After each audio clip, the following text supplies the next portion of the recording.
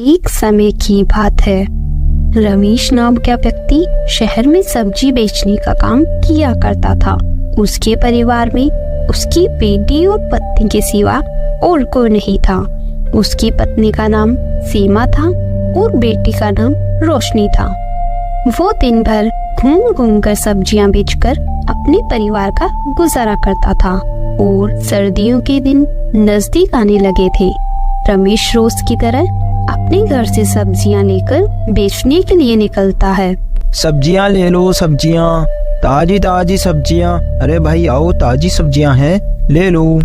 इस तरह रमेश अपनी सब्जियां बेच रहा था। हे भगवान, मेरी आपसे यही प्रार्थना है, इन 2-3 दिनों में मेरी अच्छी बिक्री करवा दो ताकि मैं मेरे परिवार के लिए सर्दियों के कपड़े खरीद सकूं। फिर रमेश दिन भर सब्जियां बेचकर अपने घर चला जाता है।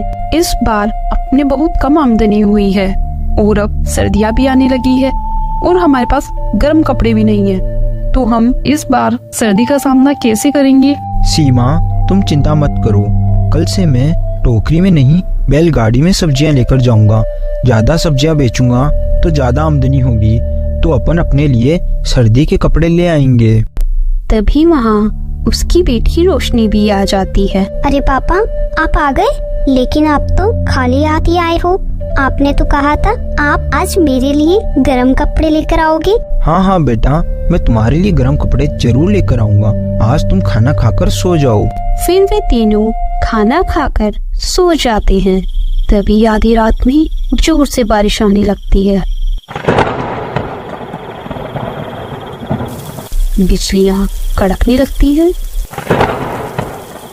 बिजलियों की आवाज सुनकर रमेश और उसकी पत्नी दोनों उठ जाते हैं। अरे सीमा सुनो, आज तो बहुत भयानक बारिश हो रही है, कहीं अपनी सब्जी की फसल बर्बाद ना हो जाए। नहीं, आप ऐसा मत बोलिए। भगवान जो करेंगे वह अच्छा ही करेंगे।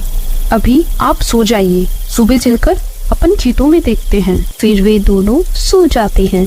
सुबह होते ही वो दोनों जल्दी से अपने खेतों की ओर जाते हैं और वहां जाकर देखते हैं कि उनके पूरे खेत में पानी भर गया है और उनकी सारी सब्जियां भी खराब हो चुकी है।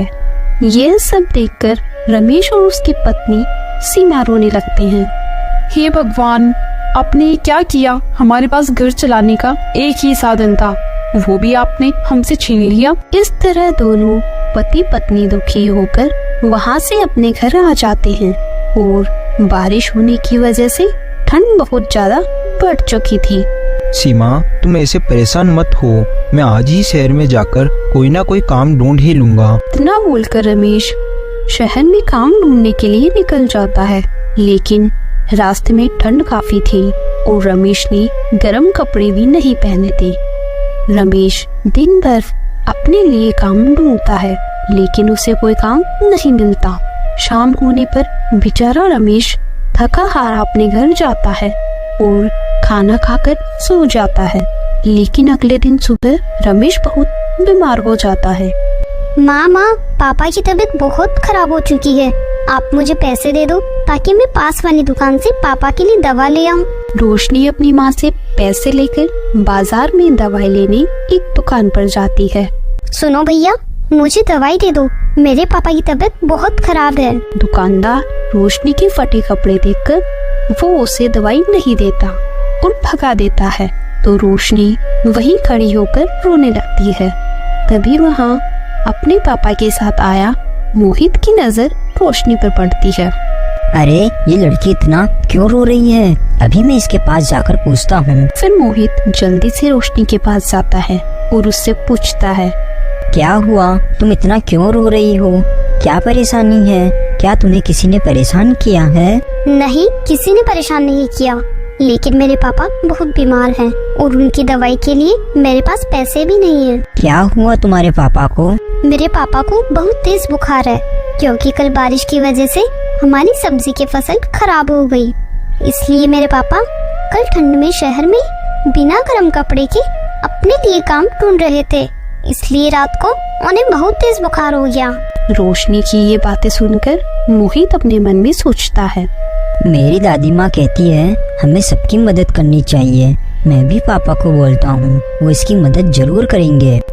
फिर मोहित अपने पापा के पास जाकर बोलता है, पापा देखो ना, वो छोटी सी लड़की कितनी परेशान है, कितना रो रही है बेचारी, क्योंकि उसके पापा बीमार है। हमें उसकी मदद करनी चाहिए, आप उसकी कुछ मदद करो ना।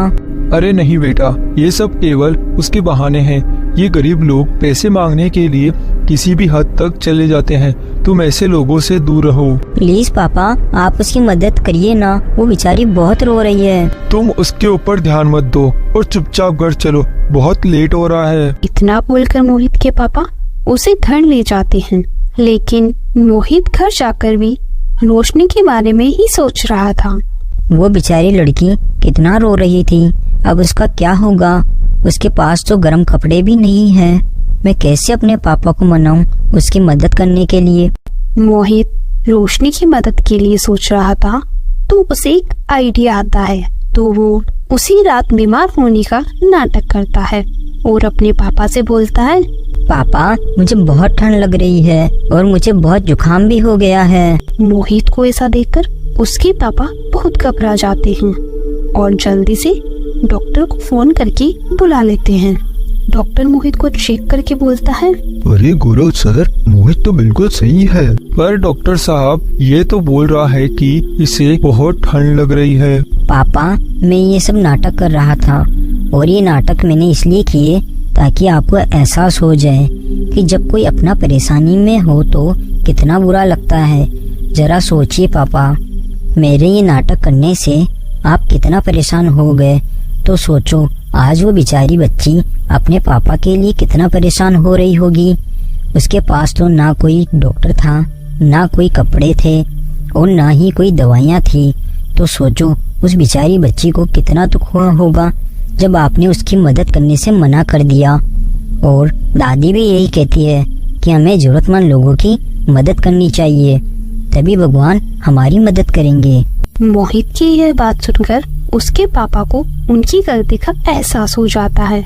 मोहित बेटा, मुझे माफ करना, हम उसकी मदद जरूर करेंगे। डॉक्टर साहब, क्या आप हमारे साथ उसके घर चल सकते हैं? उस बच्ची के पापा बहुत बीमार है। फिर वो तीनों उसी दुकान पर जाते हैं जहाँ रोशनी खड़ी खड़ी रो रही थी और वो उस दुकानदार से रोशनी के घर का पता पूछते हैं।